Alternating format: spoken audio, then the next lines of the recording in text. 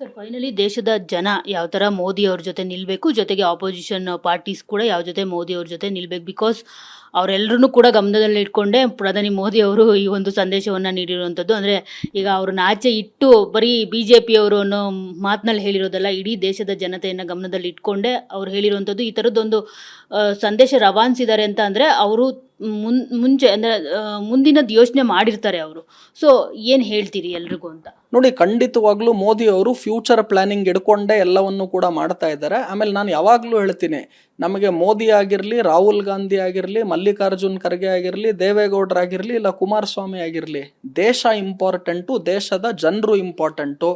ಒಳ್ಳೆ ಕೆಲಸವನ್ನ ಮನಮೋಹನ್ ಸಿಂಗ್ ಕೂಡ ಮಾಡಿದ್ದಾರೆ, ಒಳ್ಳೆ ಕೆಲಸವನ್ನ ದೇವೇಗೌಡರು ಕೂಡ ಮಾಡಿದ್ದಾರೆ. ಅದನ್ನ ನಾವು ಖಂಡಿತವಾಗ್ಲೂ ಒಪ್ಕೋಬೇಕು, ಶ್ಲಾಘನೀಯ. ನಾವಿಲ್ಲಿ ಪಾರ್ಟಿಗಳು ವ್ಯಕ್ತಿಗಳಿಗೆ ಹೋಗೋ ಬದಲು ದೇಶ ಫಸ್ಟ್, ಕಂಟ್ರಿ ಫಸ್ಟ್ ಅನ್ನೋದನ್ನ ನಾವು ತಿಳ್ಕೋಬೇಕು.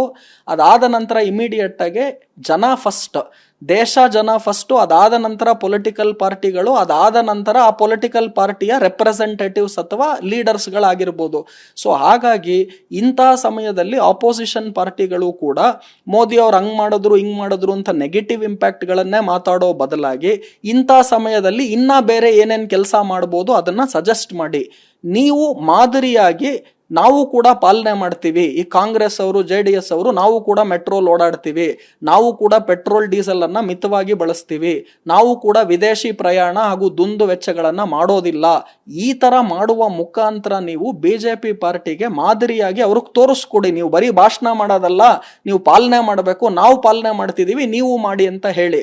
ಸೊ ಇದು ಮಾಡೋದು ಬಿಟ್ಟು ಬರೀ ನೆಗೆಟಿವ್ ಪ್ರಚಾರ ಮಾಡೋದು, ಪೆಟ್ರೋಲ್ ಡೀಸೆಲ್ ದರಗಳು ಭಾರಿ ಪ್ರಮಾಣದ ಏರಿಕೆ ಆಗೋಯ್ತು, ಪ್ಯಾನಿಕ್ ಕ್ರಿಯೇಟ್ ಮಾಡೋದು, ಕ್ರೈಸಿಸ್ ಕ್ರಿಯೇಟ್ ಮಾಡೋದು ಮಾಡಿದ್ರೆ ಇಂಥ ಸಮಯದಲ್ಲಿ ಆಲ್ರೆಡಿ ಆರ್ಥಿಕ ಪರಿಸ್ಥಿತಿಯಲ್ಲಿ ಹೊಡೆತ ಕಾಣ್ತಾ ಇದ್ದೀವಿ.